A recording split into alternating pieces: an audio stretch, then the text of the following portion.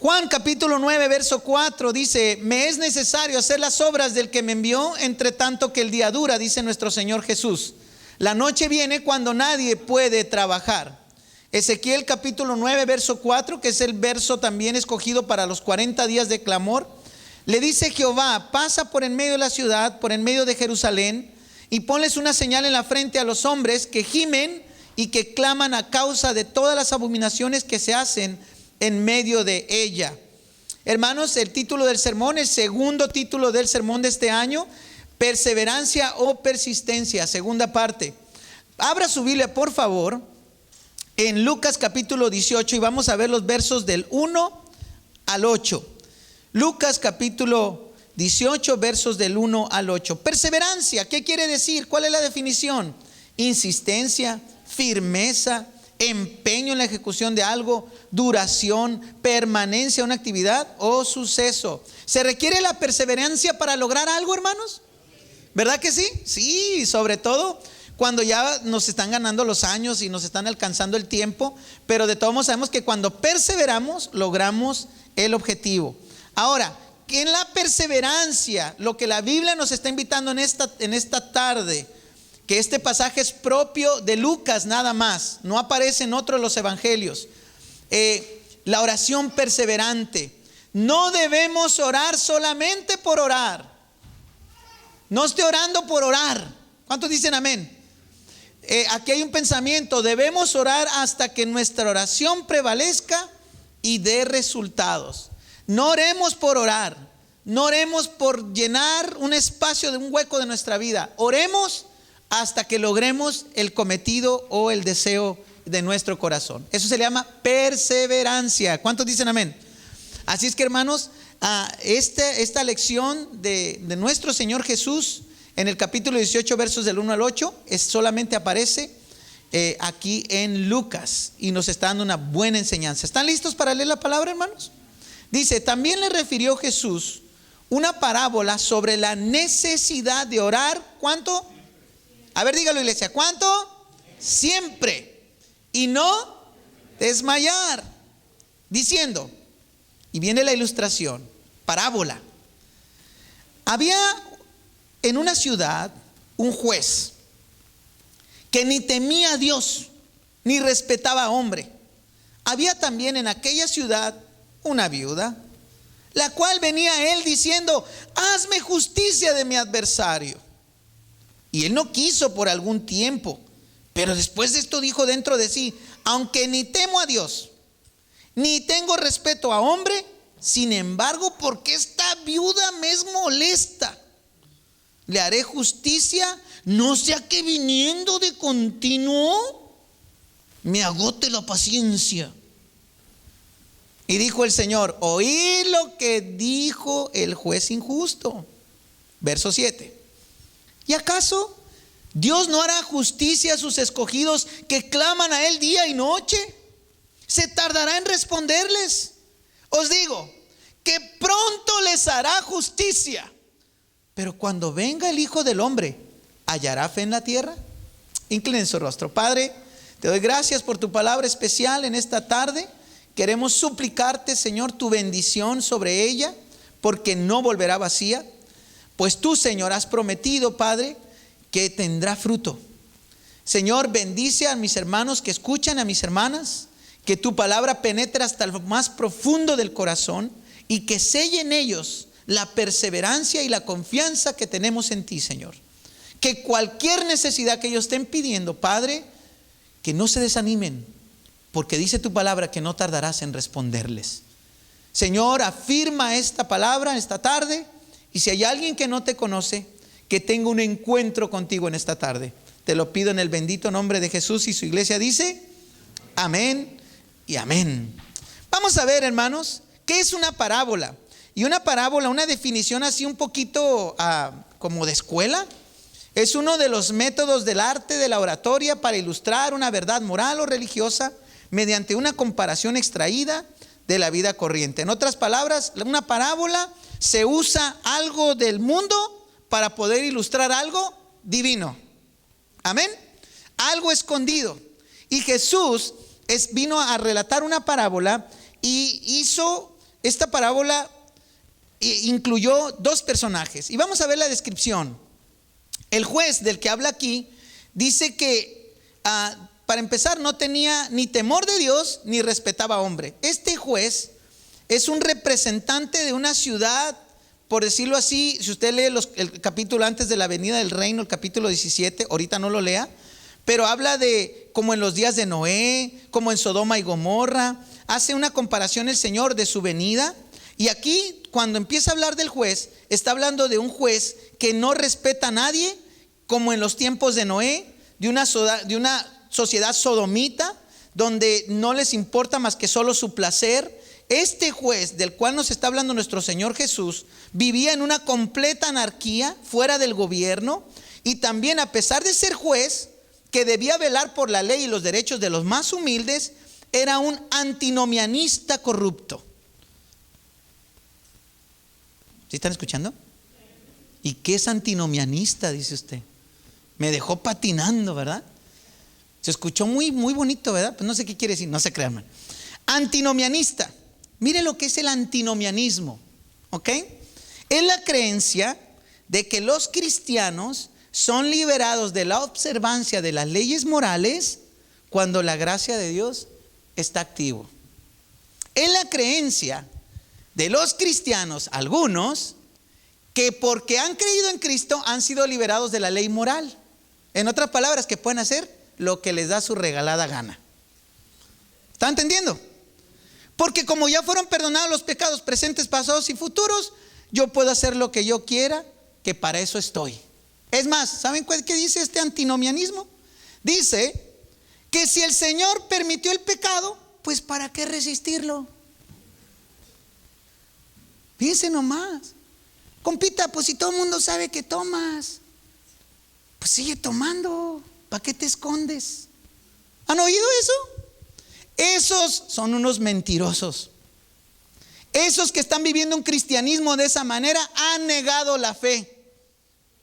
Cristo nos perdonó nuestros pecados, pero nos perdonó para no volver a ellos. Por eso la palabra arrepentimiento. Para que no volvamos a esa antigua vida. Tenemos una nueva vida en Cristo, amados. Y no podemos seguirnos revolcando como el puerco en el cieno, o como el perro vuelve a su vómito. Perdón que lo diga de esa manera para que lo entiendan más claro. Si te llegan y te dicen, ay, no, ahora tú puedes hacer lo que tú quieras. Perdóname, pero discúlpame, eso es del diablo. Cristo ya me sanó, me salvó y me ha dado una nueva vida. El que está en Cristo, nueva criatura es. Los vicios, las pasiones desordenadas, la inmoralidad, todo, la vida antigua pasó. Todas las cosas son hechas, ¿qué? Brand new. Y solamente Cristo lo puede hacer. ¿Cuántos dicen amén? Ese aplauso es para él, hermano. Solamente Cristo lo puede hacer. Así es que si le llega un antinomianista, pues no le vaya a decir, tú eres un antinomianista. No le va a decir eso, ¿no? Usted le va a decir simplemente, apártate de mí, Satanás, me eres estorbo. Amén. Amén. ¿Cuántos dicen amén? Ya se quedaron viendo unos a otros. ¿Por qué los mira el que está al lado? Ay, podemos hacer lo que queramos. No puedes hacer lo que quieras. Eso le llama antinomianismo. Este juez era pues un antinomianista corrupto, ¿verdad? Él creía que por ser juez, él podía hacer lo que quiera, ¿verdad? Es como, tengo toda la autoridad, me vale lo que yo haga, pues no saben con quién se meten. ¿Han oído esos? ¿Verdad? Y estos atropellan, hacen y deshacen, patean. Ahí en el Facebook, ¿cómo ponen cosas, verdad? Que llega así una mujer y patea un carro y así como si fuera animalito, y a la señora allá dentro del carro asustada y ¿qué, papá? Si soy hija del tal por cual y del gobernator ya estoy metiéndome con otro. Y que no sé qué, haciendo sus cosas, ¿no? ¿Por qué? Porque creen que pueden hacer lo que quieran. Como hijos de Dios sabemos que no podemos hacer lo que queramos porque este cuerpo le pertenece al Señor. Es templo del Espíritu Santo. ¿Cuántos dicen amén, hermano? Entonces este juez era un ególatra, ¿verdad? Que ni temía a Dios ni respetaba a hombre. Así nos dice el verso número 2, donde nuestro Señor Jesús nos está ilustrando. También habla de una viuda. Una viuda, hermano. Yo me pregunto, ¿por qué Jesús mire qué maravilloso nuestro Señor Jesús, ¿verdad? ¿Cuántos dicen amén? Cuando Él hablaba, enseñaba. Él no hablaba nada más por hablar. No usaba las cosas nada más por decirlo. Es más, la palabra dice que toda palabra ociosa que salga de nuestra boca será juzgada. ¿Sí o no, hermanos? No se queden pensando. Ya está pensando, ¿cuántas llevo? Apenas llevamos 2 semanas, ¿cuántas llevo de más? Todo lo que hablaba nuestro Señor Jesús lo hablaba para enseñarnos, para aprender. Qué bonito cuando una vez le dijeron a mi esposa: hermana, cada vez que hablo yo con usted, siempre aprendo algo nuevo. Yo dije, wow, qué bonito. Qué bonito que cuando alguien se acerca a un cristiano, el cristiano tiene palabra de vida, porque lee la palabra, porque estudia la palabra. Amén. Entonces nuestro Señor Jesús utiliza una viuda. Y yo pregunto, ¿por qué no utiliza un joven? Si está hablando de un juez, ¿por qué no utiliza un joven? Y tal vez un joven, pues un joven no anda buscando un juez, ¿verdad? Cuando tiene un problema, ¿qué hace un joven? Arrebata, ¿no? Como la canción, arrebato. Ahí no les importa, ¿qué le voy a andar pidiendo a este? Yo puedo, ¿verdad? No utiliza un joven, no utiliza un niño, porque un niño tiene la cobertura de sus padres, ¿verdad que sí? Utilizó una viuda, hermano, que en el pueblo de Israel una viuda era signo de menosprecio. Ahora, cuando habla de la viuda, y que por cierto, la viuda va al juez y le dice: hazme justicia de mi adversario, está hablando de una mujer que no tenía la fuerza, no tenía la capacidad para hacer las cosas por sí misma. Y entonces esta mujer, por su condición marginada, por su condición social y religiosa, por su vida aparentemente sin hijos, porque era costumbre, hermanos, en aquellos tiempos, que si una viuda iba al juez, iba acompañada por sus hijos. Pero de acuerdo a la nota de lo que nuestro Señor Jesús nos está enseñando, es que no había hijos. O sea, en otras palabras, era una viuda en todos los sentidos. Sus circunstancias de la viuda indican claramente que era pobre, porque lo único que iba a decirle, de acuerdo a la Biblia, ahí en el verso 3, hazme justicia de ese adversario. Pero nunca le dijo: te voy a dar un soborno, o te voy a dar una feria, o te voy a dar un dinero para que me hagas justicia. Era una mujer que no tenía ni siquiera dinero, ¿verdad? ¿Cuántos dicen amén, hermano? Dice, había en aquella ciudad una viuda, la cual venía a él solita, sin recursos, diciendo: hazme justicia de mi adversario. El juez, ¿verdad?, dice que no le hizo caso.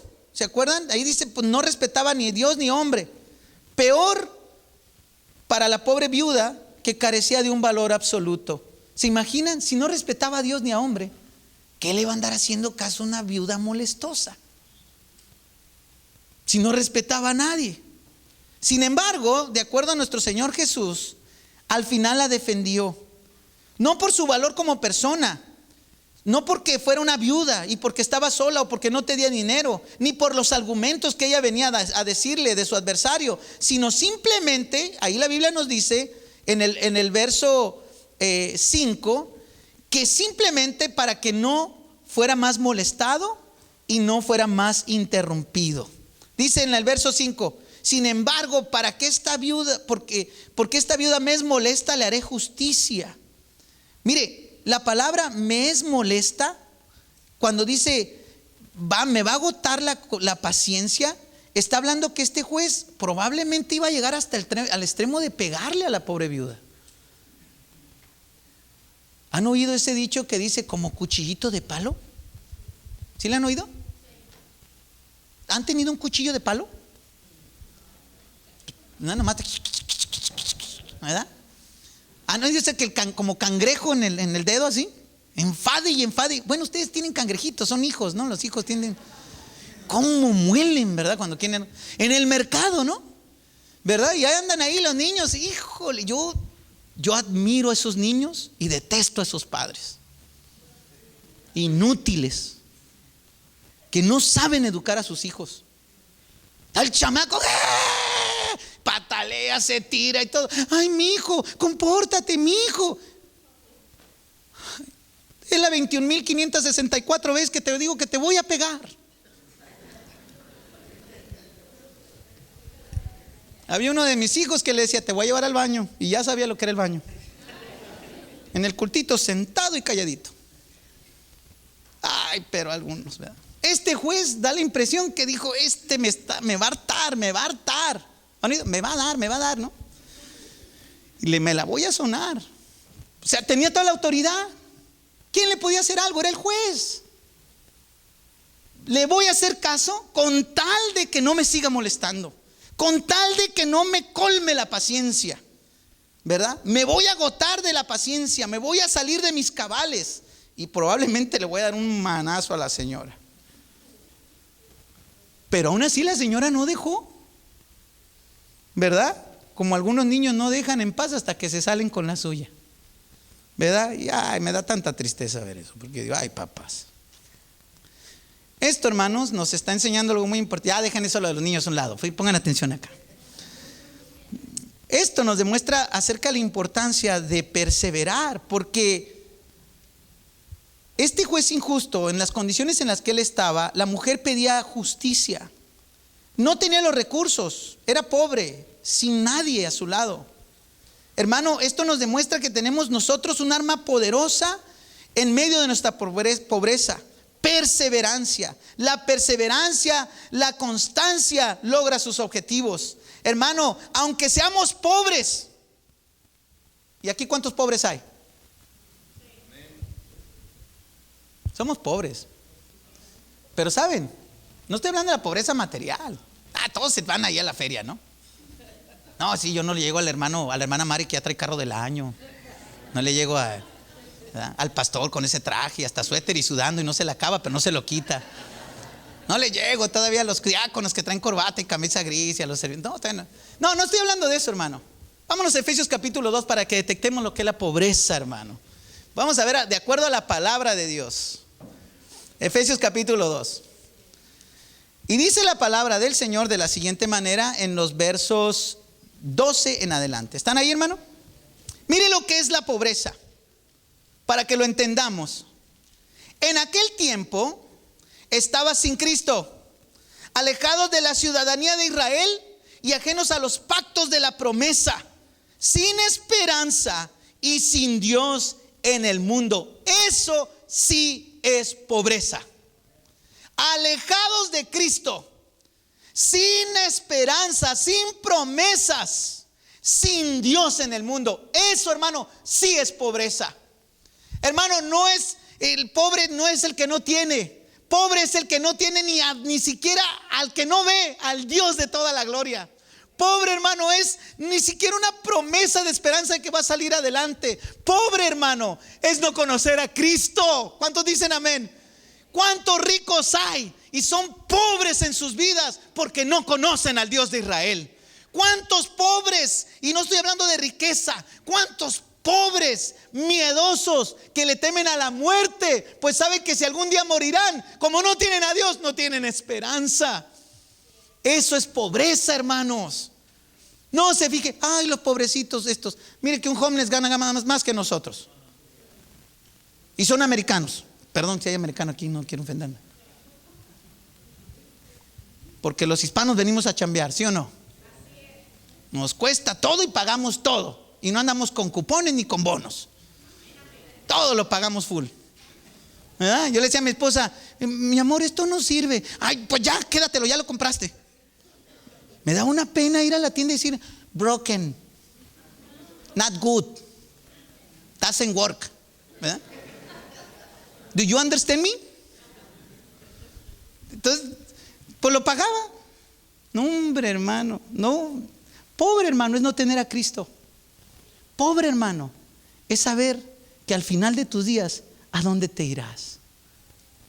¿Sabes? Sin esperanza. Levantarte sin ningún horizonte. Perdido. Me levanto porque me tengo que levantar. Porque el cuerpo me está gritando. Pero cuando te levantas para la gloria de Dios, qué bonito es, ¿verdad? Cuando todo lo que haces lo haces para el Señor y no para los hombres. ¿Cuántos dicen amén? Cuando disfrutas de la compañía y la presencia de Dios. Cuando sabes que el día que no abras tus ojos estarás presente en el Señor. A Él sea la gloria. ¿Cuántos dicen amén, hermano? Ese aplauso es para Él. Pobres hermanos, es como dice en el Salmo 42, y me hizo subir del pozo de la desesperación, del lodo cenagoso. Pobre hermanos, están en la desesperación, en el lodo, hermanos, sin ninguna esperanza. Pero el salmista mismo dice: tú pusiste mis pies sobre la roca y afirmaste mis pasos. La roca es Jesucristo. ¿Cuántos dicen amén, hermano? Y su palabra afirma nuestros pasos. Gracias a Dios que nuestro Señor Jesús murió en la cruz por nosotros. Entregó su vida por nosotros, derramó su sangre por nosotros, por amor a nosotros. ¿Cuántos dicen amén? En su muerte y en su resurrección dejó el sello de la vida eterna, para que todo aquel que en él cree no se pierda, mas tenga vida eterna. Aleluya, hermanos, aleluya. Ese aplauso es para él. Aleluya. Pero ahora, dice el verso 13 de Efesios capítulo 2, no pierda vista ese texto. Pero ahora en Cristo Jesús, ustedes que en otro tiempo estaban lejos, habéis sido hechos cercanos por la sangre de Cristo, porque Él es nuestra paz, que de ambos pueblos, judíos y no judíos, hizo uno, derribando la pared intermedia de la separación. ¿Cuántos dicen amén, hermanos?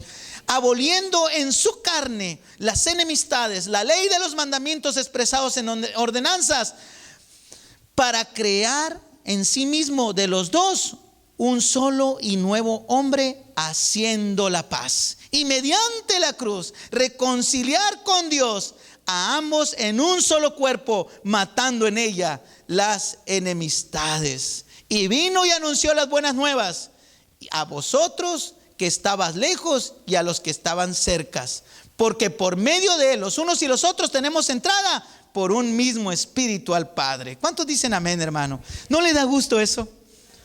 Hermano, nosotros tenemos que entender entonces lo maravilloso que es nuestro Señor Jesús, al mostrarnos a través de la palabra lo importante que es perseverar en la oración, porque ya estamos en Cristo.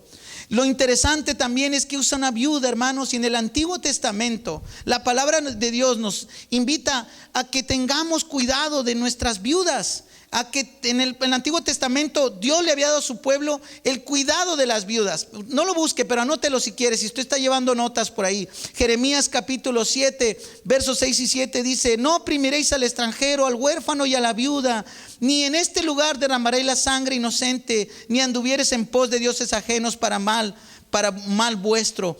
Os haré morar en este lugar, en la tierra que di a vuestros padres para siempre. El Señor quería que tuviéramos cuidado de las viudas, que tengamos cuidado de ellas.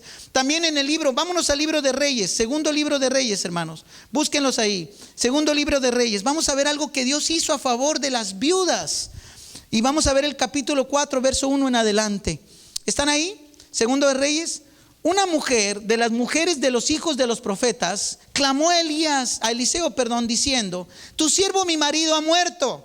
Una viuda ya. Y tú sabes que tu siervo era temeroso de Jehová, y ha venido el acreedor para tomarse 2 hijos míos por siervos. Parece que estos hijos eran lo único que tenía ya. Y Eliseo le dijo: ¿qué te haré yo? Declárame qué tienes en casa. Y ella dijo: tu sierva ninguna cosa tiene en casa sino una vasija de aceite. Le dijo: ve y pide para ti vasijas prestadas de todos tus vecinos, vasijas vacías no pocas. Entra luego y enciérrate tú y tus hijos y echa en todas las vasijas, y cuando esté llena, ponla aparte. Y se fue la mujer y cerró la puerta, encerrando ella y sus hijos, y ellos le traían las vasijas y ella echaba el aceite. Cuando las vasijas estuvieron llenas, dijo a un hijo suyo: tráeme aún otras vasijas. Y le dijo: no hay más vasijas. Entonces cesó el aceite. Vino ella luego y lo contó al varón de Dios, el cual le dijo: ve y vende el aceite y paga a tus acreedores, y tú y tus hijos vivid de lo que quede. En otras palabras, hermanos, nuestro Señor está interesado en cuidar de nuestras viudas y de los huérfanos. ¿Cuántos dicen amén, hermano? Zacarías capítulo 7 verso 10 dice la palabra del Señor: no oprimáis a la viuda, ni al huérfano, ni al extranjero, ni al pobre, ni a ninguno que piense mal en su corazón contra su hermano. En el Nuevo Testamento, vamos a 1 de Timoteo capítulo 5 para que veamos las características de las viudas. 1 Timoteo capítulo 5. Vamos a verlo, hermano. Necesitamos ver lo que es la palabra, entender por qué nuestro Señor Jesús utilizó una viuda. ¿Están ahí? Capítulo 5 de 1 Timoteo. Dice la palabra de Dios en el verso número 2. A las ancianas como a madres, a las jovencitas con toda hermana, con toda pureza, ¿no? Verso 3. Honra a las viudas que en verdad lo son. ¿Estamos leyendo, hermanos? Porque pues algunos pueden decir, bueno, acá ayudó con 2 hijos, ok, vamos a ver las viudas. Honra a las viudas que en verdad lo son. Pero si alguna viuda tiene hijos o nietos, aprendan estos primero a ser piadosos para con su propia familia, o sea, con la viuda, y a recompensar a sus padres, porque esto es bueno y agradable delante de Dios. Mas la que en verdad es viuda y ha quedado, ¿cómo dice la Biblia? Sola, sin hijos y sin esposo, viuda. No porque la mujer lo mató al esposo, ¿ok? Ni porque va a cobrar seguro. Sola.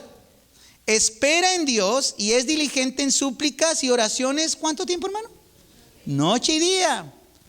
Pero miren la otra viuda. Pero la que se entrega a los placeres viviendo. Manda también estas cosas para que sean irreprensibles nuestras hermanas viuditas. Porque si alguno se provee para los suyos y mayormente para los de la casa, ha negado la fe y es peor que un incrédulo. Mire la Biblia, hermano, verso 9. Sea puesta en la lista solo la viuda no menor de ¿cuántos años, iglesia? 60 años. Que haya sido esposa de... Mire, hermano, cómo la iglesia debe de cuidar a las viuditas, pero a la mujer que realmente ha sido sola, no menor de 60 años. Así es que, hermanas, cuiden a su marido hasta los 60. Y de un solo marido. Porque donde haya registro que tuvo 2, seámoslo. Que tenga misericordia, que tenga testimonio de buenas obras. Pórtese bien, mi amada. Si ha criado hijos, si ha practicado la hospitalidad, si ha lavado los pies del pastor y de los diáconos, si ha socorrido a los afligidos, si ha practicado toda buena obra. Oiga eso, solamente estas viuditas, pónganse. Pero viudas más jóvenes, no admitas. Más jóvenes es antes de los 60. ¿Estamos de acuerdo? Y dice, porque cuando impulsadas por sus deseos carnales, se rebelan contra Cristo y quieren casarse, incurriendo así en condenación por haber quebrantado su primera fe. Y estas también aprenden a ser ociosas, andando de casa en casa, y no solamente ociosas, sino también chismosas, entremetidas, hablando de lo que no deben. Quiero pues que las viudas jóvenes se... Está leyendo la Biblia, ¿verdad? ¿Es obediente usted a la palabra? Eso dice la Biblia. Se casen, críen hijos, gobiernen bien su cantón, ¿verdad? Que no den al adversario en ninguna ocasión de maledicencia. Verso 16. Porque ahí ya está diciendo que Satanás ya agarró algunas viuditas por ahí. Verso 16. Si algún creyente o alguna creyente tiene viudas, si algún hermano o alguna hermana tiene una viudita, que la mantenga. ¿Sí está leyendo, verdad, hermanos?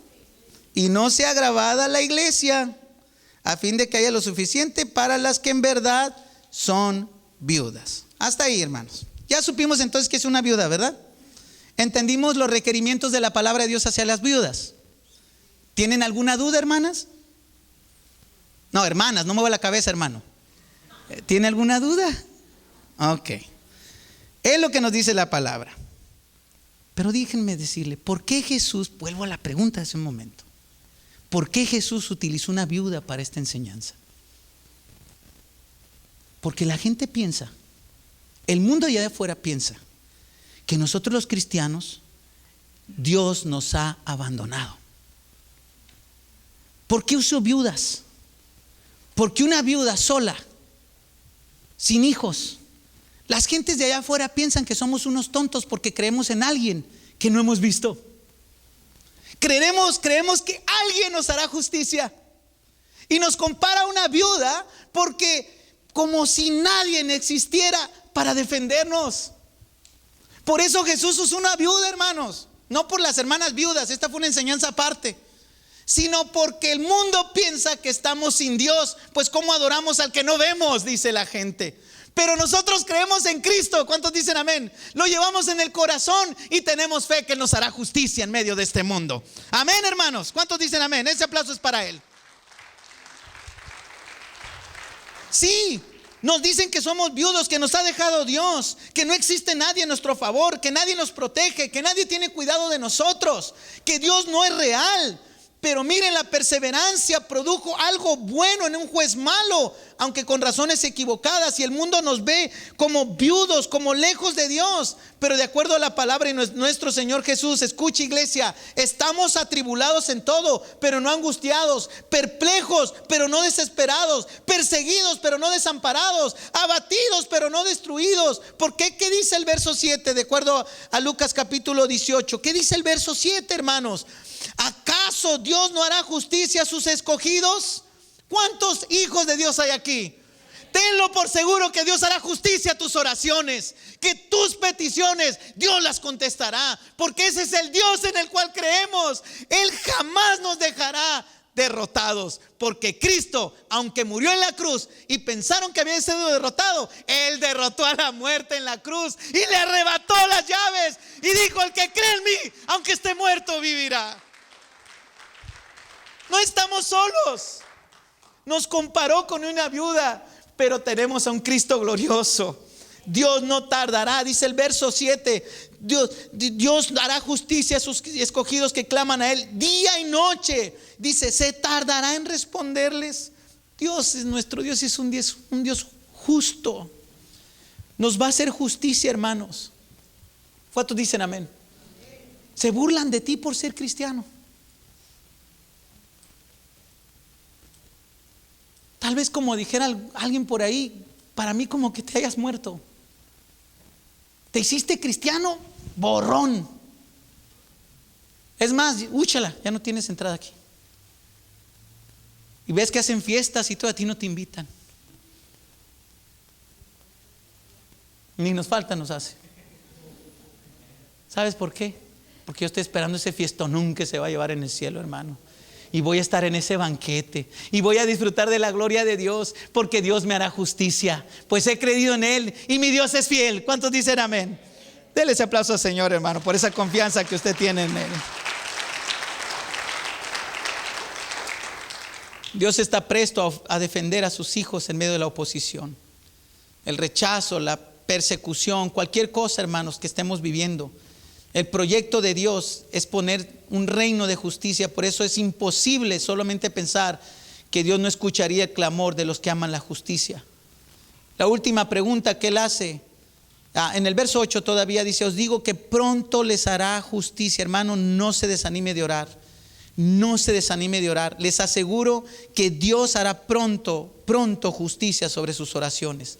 La pregunta que el Señor Jesús hace, quiero terminar: pero cuando venga el Hijo del Hombre, ¿hallará fe en la tierra?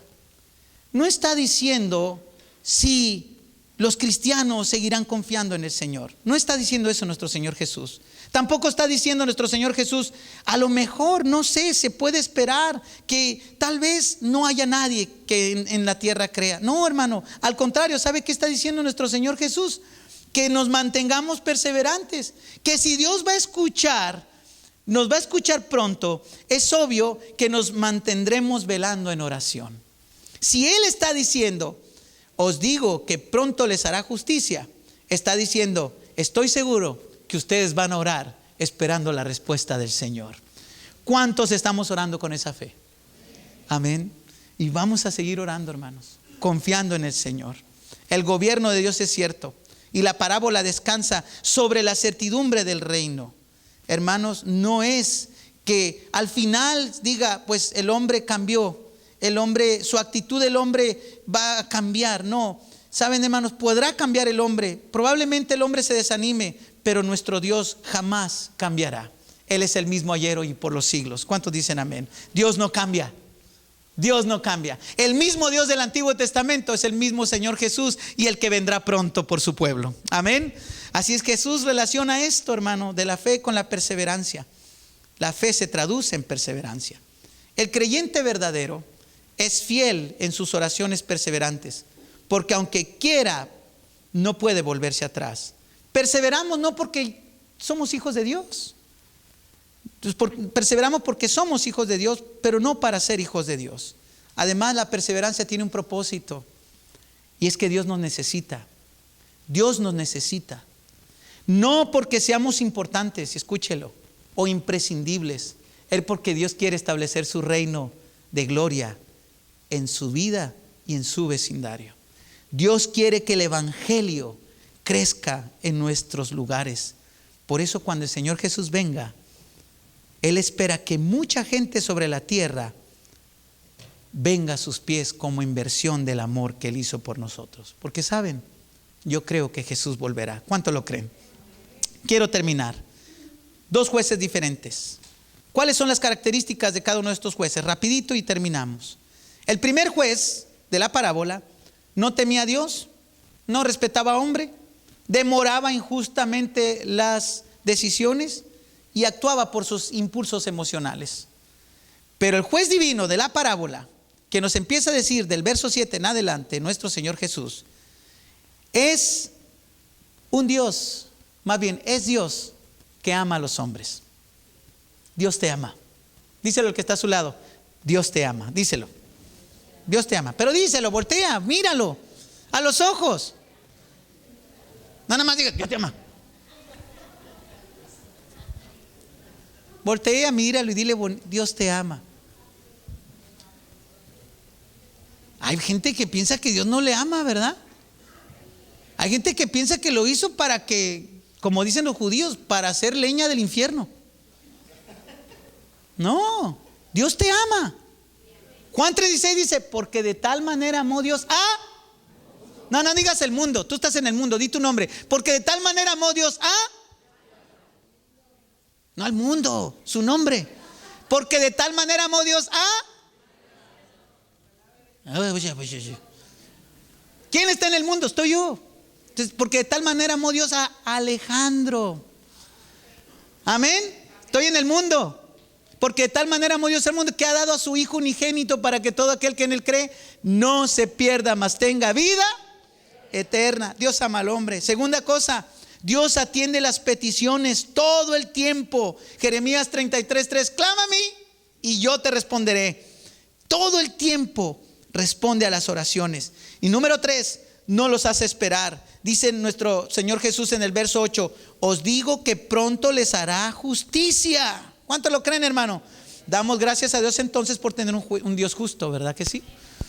Ya que siempre nos cuida y por lo tanto escucha nuestras oraciones. Aquí hay algo importante entonces. Aprendamos a escucharlo. ¿Cuántos dicen amén? Hay gente que está orando y diciendo, Señor, háblame, háblame. Y le está, hable y hable.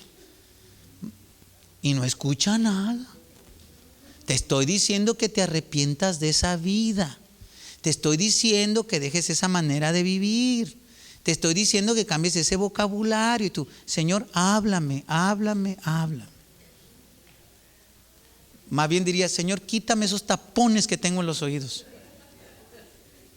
Señor, háblame. ¿Cómo habla el Señor? La fe entra por el oír y el oír la palabra de Dios. Así dice Romanos capítulo 10, verso 17. Entonces, cuando lo escuches, ¿qué tienes que hacer? Obedecerlo. ¿Cuántos dicen amén? Mira, hermano, hasta en lo más simple que te puedas imaginar, por cuanto hiciste esto pequeño, esto pequeñito, por cuanto en lo poco eres fiel, sobre mucho te pondré.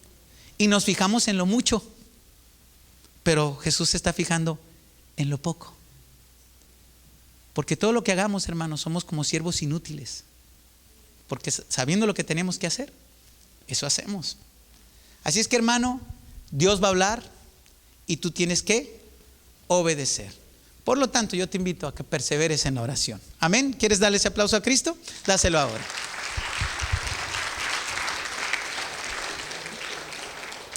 Y termino. Solo en Jesucristo hay esperanza.